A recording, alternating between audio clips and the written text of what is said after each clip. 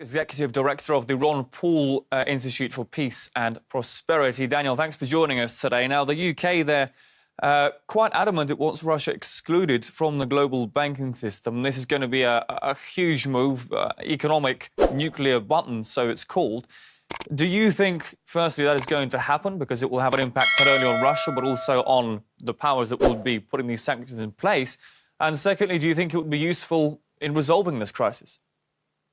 Well, I don't know whether it will happen or not. We know the UK, as you point out, is very much in favor of it. The German government has been reported, has rejected the idea of removing Russia from the SWIFT system.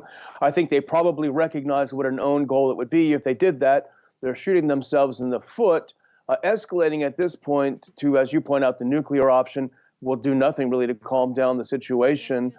So whether it will happen or not, we've already heard from the Biden administration that they're not going to seek the strongest sanctions, i.e. against the Russian oil industry, because they're afraid that it will tank the U.S. economy and destroy the administration, higher inflation, et cetera. So there are a lot of limitations on the options that the U.S. can take.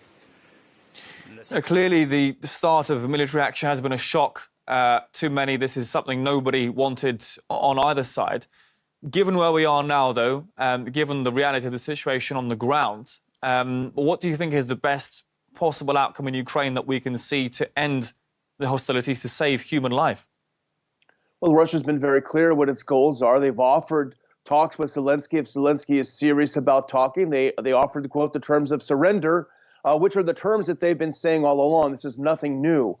They want the demilitarization of Ukraine. They want Ukraine to remain as a non-NATO member, like Switzerland or Austria, and if this were to take place, let's not forget Zelensky was elected with the support of a lot of the pro-Russian speakers because he ran as someone who would open dialogue with Moscow. Unfortunately, he fell in with a bad crowd in Washington and London and turned his back on that. But I think the best outcome would be a neutral Ukraine. It's what Russia wants.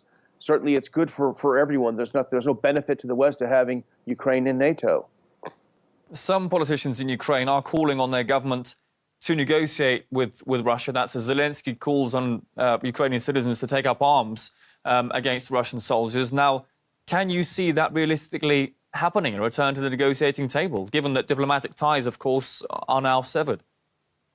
Well, we're looking at Kiev that's increasingly looking encircled the Ukrainians for all the billions of dollars in weapons that the U.S. and the West have given them, for all the training that the CIA has given them. It looks a little bit like the Afghan army after the U.S. pulled out. It just disintegrated. So they're not fighting a very convincing fight right now. I don't see very many options. NATO will not come to their aid, and I think they've realized that. The United States will not come to their military aid. It's a lot of rhetoric. It's a lot of hot air.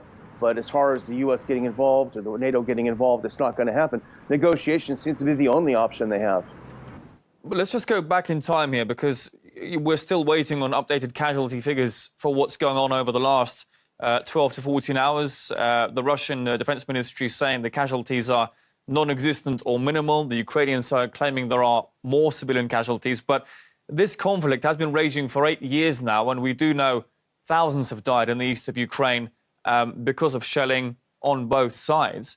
Yet that conflict was largely ignored, largely put on hold by many Western powers. Why do you think that was put on the back burner, not such a priority to solve, yet as things have escalated now, this has become the focus of attention? Because as often happens, the U.S. foreign policy establishment believes its own rhetoric. It believes its own bumper stickers. That somehow has this triumphalist idea that after the U.S.-backed overthrow in 2014, we've got this. This is our prize. Well, things don't work this way in the real world. And I think we're seeing a realization now that this is the result of U.S. interventionism. The U.S. caused this problem. It doesn't mean that we are cheering the military action right now. It's terrible. It's awful. But the fact is, it could have been avoided if we had not overthrown an elected government in Ukraine and had not shipped a bunch of weapons. So hopefully the U.S. will change its foreign policy to be a more pro-America foreign policy. That's certainly what I endorse. Well, that's all we have time for today. Daniel McAdams, Executive Director of the Ron Paul Institute for Peace and Prosperity. Thanks for your time here today. We appreciate it. Thank you.